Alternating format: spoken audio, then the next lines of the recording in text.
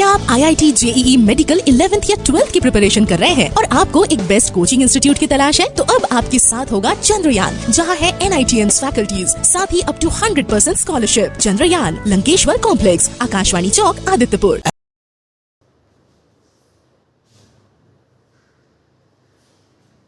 Hello students, welcome to the YouTube channel of Chandrayaan. Myself Manisha Roy, and today we will be covering the rest portion of chemical equations and reactions, that is the plus 10 topic. Okay, so पिछले class में हमने decomposition reaction का example, ये वाला example तक देखे थे और कुछ प्रीवियस ईयर के क्वेश्चन भी सॉल्व किए। तो उसके बाद से हम देखेंगे, ठीक है, अगला जो भी टॉपिक है। तो आज का जो फर्स्ट टॉपिक है वो है थर्मल डिकम्पोजिशन। तो मैंने पिछले क्लास में बोला था कि ऐसा मतलब होता है कि जब तुम कुछ चीज को तोड़ोगे, ठीक है, डिकम्पोजिशन का मतलब क्या होता है? तोड़ना। तो जब तुम कुछ चीज को तोड़ोगे तो इसके लिए इधर आपको मतलब एनर्जी डालनी पड़ेगी, ठीक है ना। एक डंडी को आपको तोड़ना है तो एनर्जी तो डालनी पड़ेगी ना। तो वो एनर्जी कौन सी फॉर्म में होता है? एक होता है आपका टेम्परेचर का फॉर्म, एक होता है आप प्रेशर भी डाल सकते हो, ठीक है। तो यहाँ पे as this is the chemistry, okay, और chemical reactions taken place, so we will be focusing only on the heat, that is temperature, ठीक है। तो जिस किसी भी डिकम्पोजिशन में टेम्परेचर यूज होता है, टेम्परेचर का मतलब होता है कि हीट यूज होता है, मतलब हीट देना पड़ता है डिकम्पोज करने के लिए कुछ चीज को, तोड़ने के लिए कुछ चीज को, तो उसको हम बोलेंगे थर्मल डिकम्पोजिशन। ओके, क्लियर है? जिस किसी भी डिकम्पोजिशन में, okay fine, let's write definition, okay, because आप लोगों के बोर्ड पे डेफिनेशन लिखना आएगा। तो आप लिखोगे कि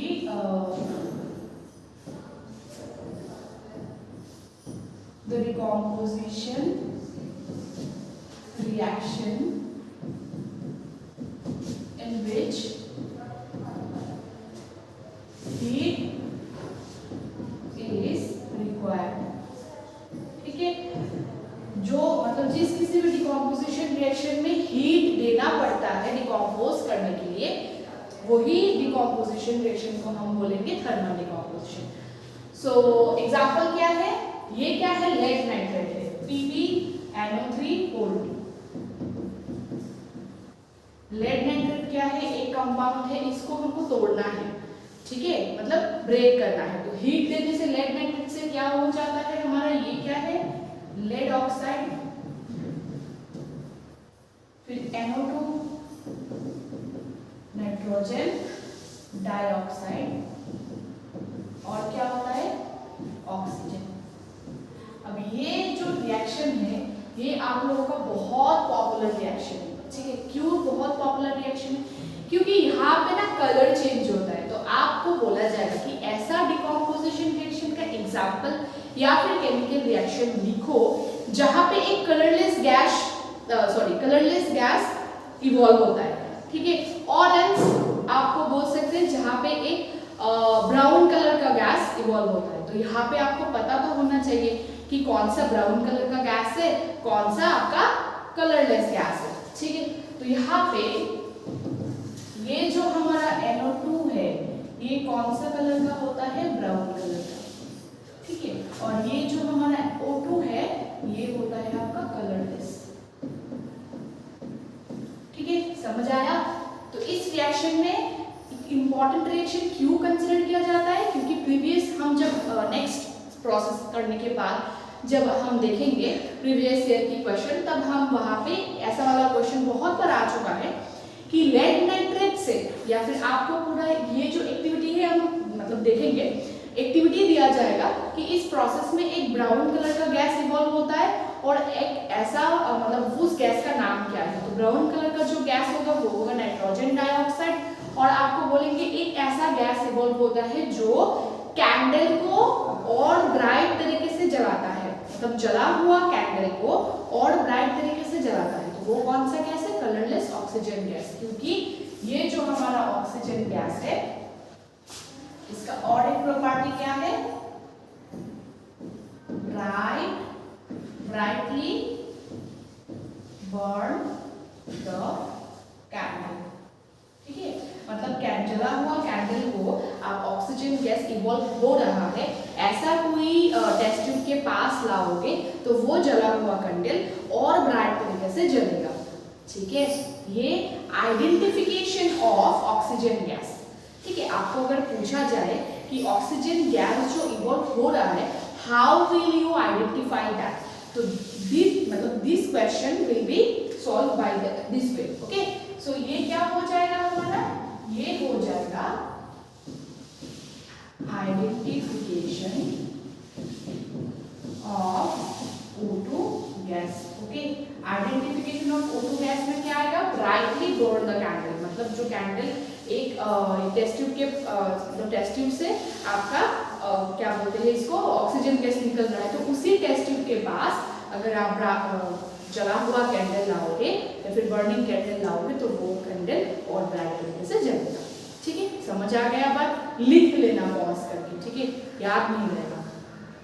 चलो फिर हम देखते कैसा होता है।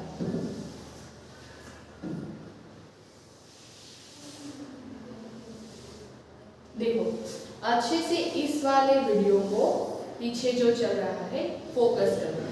पहले देखो इस पे क्या हो रहा है, पहले ये है हमारा जला हुआ, मतलब हीट दे रहे, जला हुआ नहीं हीट दे रहे, जो रिएक्शन में लेड नाइट्रेट को PbNO3 इस टेस्ट ट्यूब में क्या है PbNO3 है, तो PbNO3 को जब हीट दे रहे हो आप तो वो कौन सी, मतलब देखो कैसा हो रहा है, कलरलेस टाइप या फिर व्हाइट कलर टाइप ऐसा कुछ हो रहा है, ठीक है। तो ये PbNO3 है जो जिसका कलर आपका लेड नाइट्रेट का कलर आपका मान लो थोड़ा सा क्या बोलते हैं इसको, रेडिश ब्राउन, ब्राउनिश रेड, जो भी आप बोलो, ठीक है। देखो यहाँ पे फिर इसको हीट करने से ये थोड़ा सा व्हाइट कलर का कॉम्प्लेक्शन तैयार करता है, व्हाइट कलर का आपका प्रोडक्ट तैयार करता है। उस व्हाइट कलर का प्रोडक्ट में आपका रहता क्या है, लेड ऑक्साइड रहता है, एक ब्राउन कलर का गैस इवॉल्व होता है जो कि नाइट्रोजन डाइऑक्साइड होता है, और एक क्या होता है ऑक्सीजन गैस जो कि कलरलेस होता है, ऑक्सीजन गैस इवॉल्व होता है, ठीक है। तो यहाँ पे जो हम यूज कर रहे हैं, यहाँ पे जो पहले जो इसमें था वो एक कलर्ड मतलब कंपाउंड था, लेड नाइट्रेट एक कलर्ड कंपाउंड है, okay. Brownish red, reddish brown बोल सकते, तो कलर्ड कंपाउंड है। उसको जब हम हीट करेंगे तो वो डिकम्पोज हो जाएगा, तोड़ जाएगा, ब्रेक हो जाएगा, जाने के बाद ये जो हमारा प्रोडक्ट बन रहा है वहां पे वो धीरे धीरे क्या हो जाएगा, वो जो कलर पहले था रिएक्टेंट में मतलब लेड नाइट्रेट पे वो कलर वैनिश हो जाएगा, फेड हो जाएगा, क्योंकि वो ब्रेक हो गया, ठीक है। Lead oxide, nitrogen dioxide and oxygen में ब्रेक हुआ, ठीक है। समझ आया कैसे होता है प्रोसेस। चलो नेक्स्ट क्या है, ये समझ आ गया पूरा थर्मल डिकम्पोज। और थर्मल क्यों बोला जाता है, क्योंकि हीट यूज होता है यहाँ पे, हीट की वजह से इसको थर्मल बोला जाता है, ठीक है। अब देखो और एक बात, यहाँ पे अगर आपको मतलब याद ना रहा हो कि ब्राउन कलर का कौन सा गैस इवॉल्व होगा, कैसा गैस होगा, देखो यहाँ पे है क्या, लेड नाइट्रेट है, ठीक है। एक है आपका लेड, एक है आपका नाइट्रोजन, एक है आपका ऑक्सीजन। मैंने एक बात बोला था, एक बात हमेशा याद रखना कि NO3 अगर किसी भी कंपाउंड में है तो क्या फॉर्म होगा, गैस में आपका NO2 फॉर्म हो ही जाएगा, नाइट्रोजन डाइऑक्साइड, ठीक है। अगर CO3 कुछ कंपाउंड में, ठीक है, ये ऐसा है कि CO3 कुछ कंपाउंड में है तो गैस इवॉल्व होगा आपका CO2, यहाँ पे NO2, यहाँ पे CO2, carbon dioxide gas evolve होगा, ठीक है। और क्या है, अगर आपका SO4 है किसी भी कंपाउंड में तो वहां पे आपका क्या फॉर्म होगा, SO2 भी फॉर्म होगा प्लस SO3 भी, ये सल्फर डाइऑक्साइड भी फॉर्म होगा, सल्फर ट्राइऑक्साइड भी फॉर्म होगा। समझ आया बात। फिर अगर SO3 है किसी भी कंपाउंड में तो आपका फॉर्म होगा ओनली सल्फर डाइऑक्साइड, ठीक है, याद रहेगा ना, लिख लो। फिर और किसी भी कंपाउंड में ओनली सल्फर है तो वहां से कौन सा गैस इवॉल्व होगा, H2S, जिसको हम बोलते हैं हाइड्रोजन सल्फाइड, ठीक है। नाम याद रहेगा सबका। देखो जब NO3 होगा, कोई भी कंपाउंड अकेला नहीं रहेगा, जैसे कि यहाँ पे PbNO3 बोल है, ठीक है, NaNO3 सोडियम नाइट्राइड भी हो सकता है। कुछ भी मेटल के साथ NO3 अगर जुड़ा हुआ है तो रिएक्शन के बाद प्रोडक्ट साइड में आपको मिलेगा नाइट्रोजन डाइऑक्साइड। ये ना हमेशा याद रखना, ये जो चीज मिली हुई है नाइट्रोजन डाइऑक्साइड, ठीक है, नाइट्रोजन डाइऑक्साइड होगा। फिर अगर कार्बोनेट है, इसको क्या बोलते हैं, इसको नाइट्रेट बोलते हैं, इसको क्या बोलते हैं, इसको बोलते हैं नाइट्रेट, नाइट्रेट, ओके, इसको बोलते हैं कार्बोनेट। तो अगर कार्बोनेट है तो क्या फॉर्म होगा, कार्बोनेट है तो इसको क्या बोलते हैं, इसको तो पता ही है, क्या ही लिखूं, कार्बन डाइऑक्साइड, फाइन। अगर यहाँ पे सल्फेट है, SO4 क्या है हमारा, सल्फेट। अगर सल्फेट है तो क्या फॉर्म होगा, sulphur dioxide and sulphur trioxide. Dioxide क्यों है, O2 है, 2 ऑक्सीजन तो डाइऑक्साइड, 3 ऑक्सीजन तो ट्राइऑक्साइड, जैसे कि नाइट्रोजन डाइऑक्साइड और या इसका है कार्बन डाइऑक्साइड, और यहाँ पे SO2 है तो सल्फर डाइऑक्साइड, SO3 है तो सल्फर ट्राइऑक्साइड, ठीक है। और SO3 का नाम क्या है, ये सल्फेट है और ये है, इसको आप बोल सकते हो सल्फाइड, इसको नहीं, वेट, मतलब अगर H2SO4 को हम क्या बोलते हैं, सल्फ्यूरिक एसिड, ठीक है, और H2SO3 अगर होगा तो सल्फ्यूरस, इसको सल्फ्यूरस के हिसाब से याद रखो, और इसको क्या बोलते हैं, सल्फाइड, ठीक है। इसको और भी एक है सल्फाइड, ठीक है। तो एक है सल्फेट SO4, एक है SO3 सल्फाइड PHIT सल्फाइड या फिर सल्फ्यूरस करके याद रखो। एक है ओनली S होगा सल्फाइड। तो जब ये SO3 होगा तो कौन सा गैस इवॉल्व होगा, सल्फर डाइऑक्साइड, ठीक है, सल्फर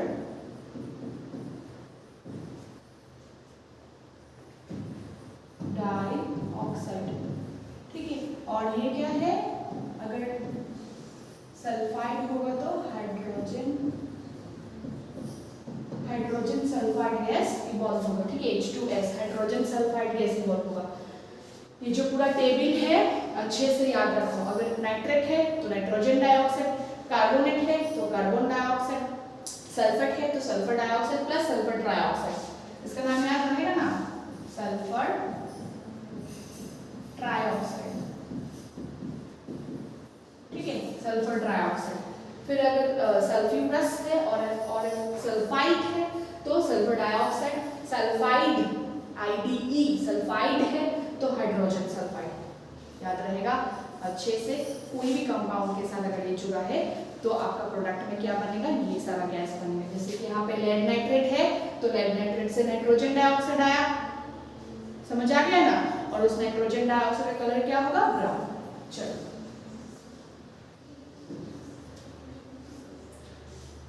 अब देखो इसके बाद क्या है, ये फोटोकेमिकल रिएक्शन।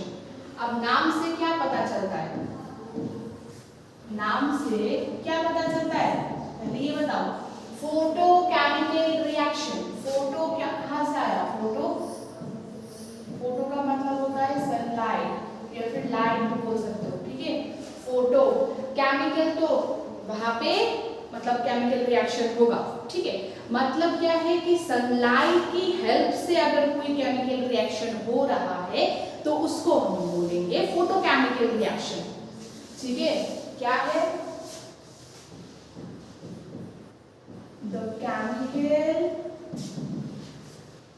रिएक्शन इन विच क्या होगा,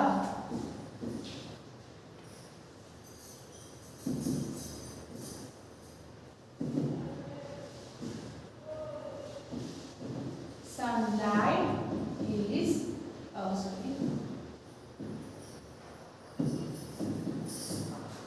sunlight is involved, ठीक है। मतलब जो भी केमिकल रिएक्शन जिसमें अगर सनलाइट इन्वॉल्व है, सनलाइट के थ्रू कोई केमिकल रिएक्शन हो रहा है, तो उसको हम बोलेंगे फोटोकेमिकल रिएक्शन।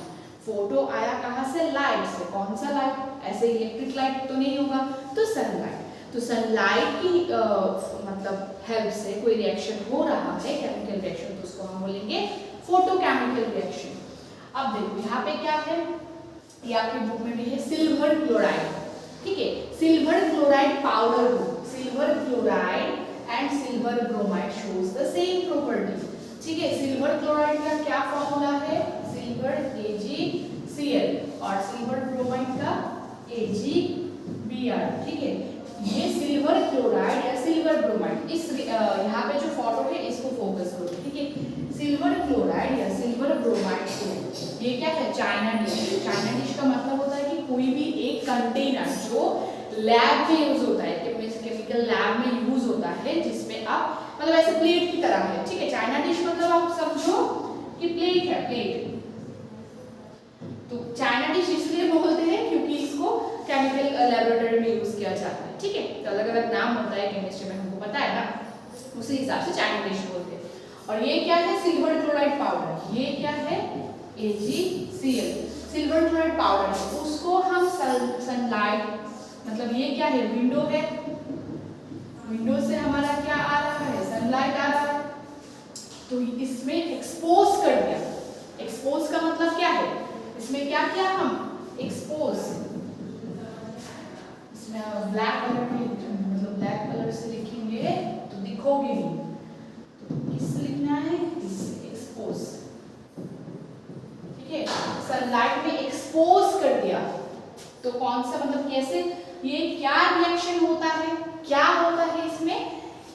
सिल्वर क्लोराइड जो है वो कौन सी कलर का होता है? देखो यहाँ पे थोड़ा सा ग्रे कलर फॉर्मेशन हो जाता है।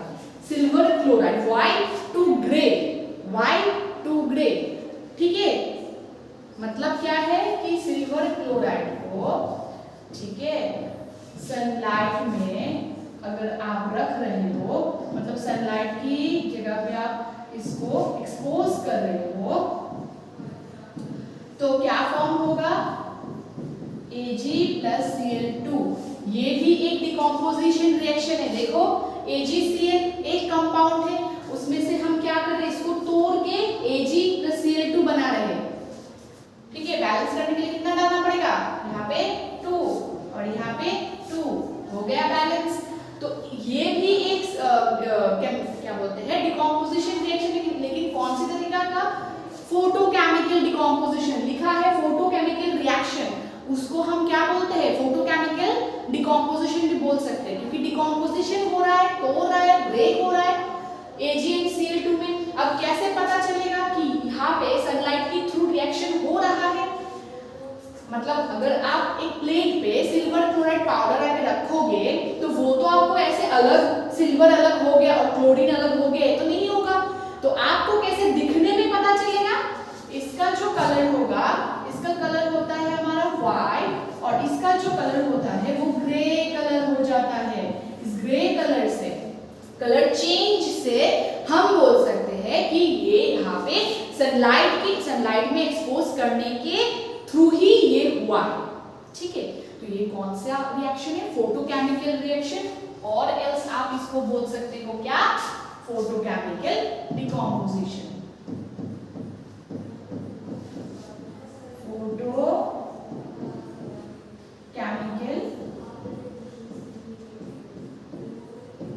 डिकम्पोजिशन।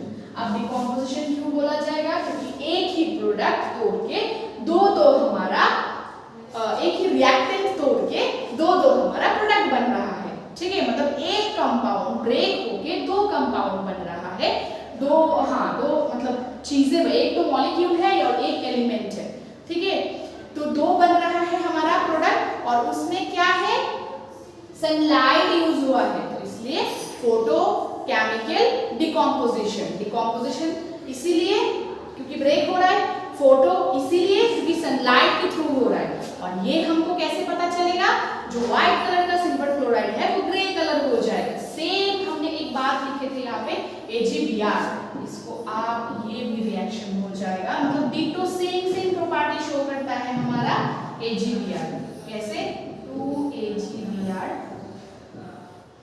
इसको सनलाइट पे एक्सपोज करोगे तो क्या आएगा हमारा 2Ag+Br। ये जो फ्लोरीन गैस है ये, और ये ब्रोमीन, ठीक है, ऐसा रिएक्शन होता है। यहाँ पे भी ग्रे कलर हो जाता है, ग्रेइश, मतलब एक कलर चेंज होता है इस ग्रे कलर के हिसाब से। जैसे कि यहाँ पे देखो ये ग्रे कलर है, ये जो चीज है आपकी बुक में सेम ही दिया हुआ है, तो ग्रे कलर हो जाता है। इसका मतलब यही है कि यहाँ पे रिएक्शन हो रहा है।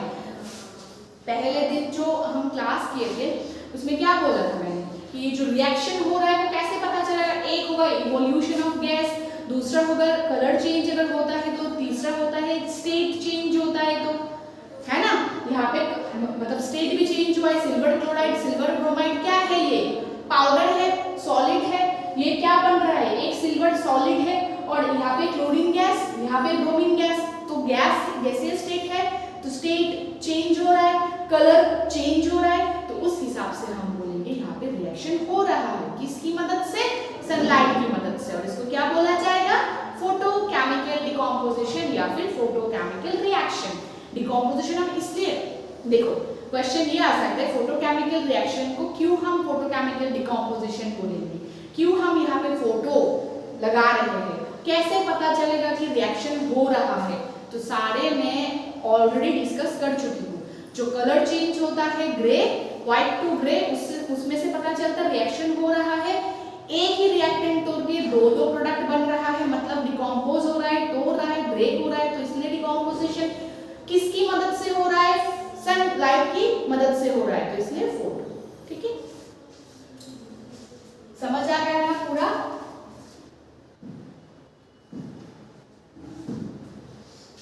अब इसके बाद है हमारा डिस्प्लेसमेंट रिएक्शंस एंड ऑल, तो वो हम देखेंगे अगले क्लास में कि जैसे कैसे जो हमारा आयंस है वो डिस्प्लेस होता है, जो हमारा क्या बोलते हैं इसको, एक रिएक्टिव मेटल होगा वो डिस्प्लेस कर देंगे नॉन रिएक्टिव मेटल के सॉल्ट को, वो हम अगले क्लास में डिस्कस करेंगे। हम थोड़े थोड़े करके पढ़ेंगे और इसमें पूरा कॉन्सेप्ट हमारा पूरा क्लियर होना चाहिए। ठीक है, तो आज हमने कौन सा रिएक्शन देखा? आज हमने देखा एक है हमारा फर्स्ट रिएक्शन, कौन सा था? थर्मल डिकम्पोजिशन, और एक हमारा फोटोकेमिकल डिकम्पोजिशन। डिकम्पोजिशन रिएक्शन पहले ही हमने देख लिया था कि वहां पे ब्रेक होता है। ठीक है, एक रिएक्टेंट ब्रेक होके 2-3 प्रोडक्ट बनता है। ठीक है, तो उसमें क्या हो जाएगा? डिकम्पोजिशन रिएक्शन का 2 टाइप्स आज हमने देखा कि एक होगा फोटोकेमिकल डिकम्पोजिशन जहां पे सनलाइट एंड क्या बोलते हैं इसको, सनलाइट की मतलब मदद से होता है तोड़ना, और एक होता है थर्मल डिकम्पोजिशन जहां पे हीट की मदद से होता है तोड़ना। ठीक है, क्लियर है? चलो नेक्स्ट क्लास में हम और भी रिएक्शन डिस्कस करेंगे। आज के लिए tata, bye bye and thank you.